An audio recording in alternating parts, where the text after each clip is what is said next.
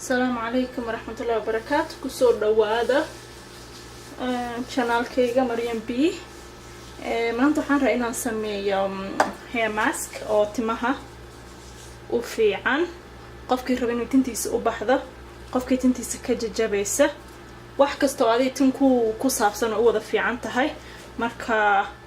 bahashan waxa waaye black seed waaye xabad sowda waaye tanna waxa waaye saliid sisin waaye kanna waxa waaye malabkii organic waaye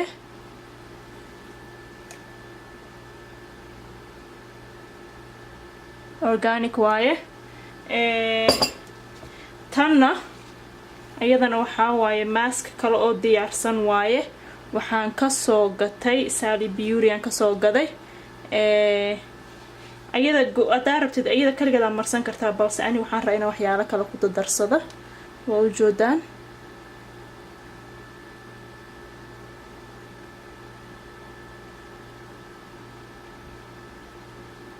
waxaan jeclahay inaad arkaysaan kana baaquli aan ku qasi lahay waaye tanna maxaa lahay bacdeen xiran lahay waa insha Allah marka waxaan sameynayaa malabkii ayaan ku bilaabayaa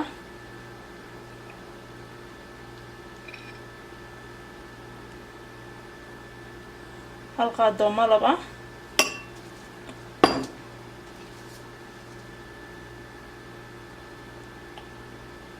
qaado xabad sowdadii ah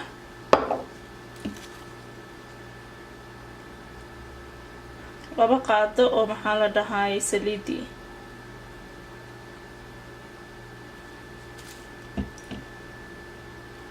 iyo maxaa la dhahay waxaan ku darsanayaa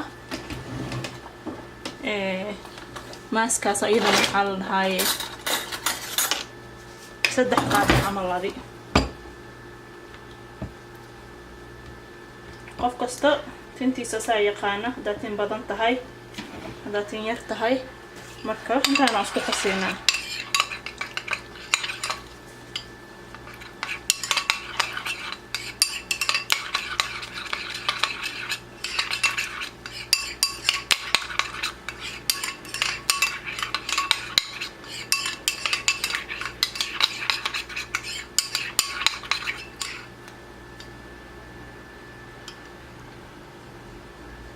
tanbi kusoo baxday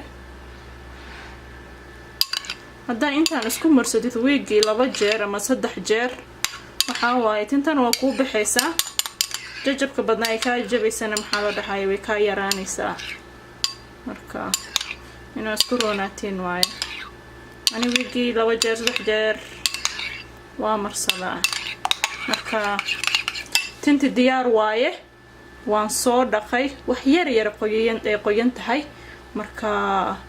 waan marinayaa bacdan ku xirayaa and then shukumaankii waa kana diyaar waaye shukumaanka ku sii kor xirayaa marka ilaa adiga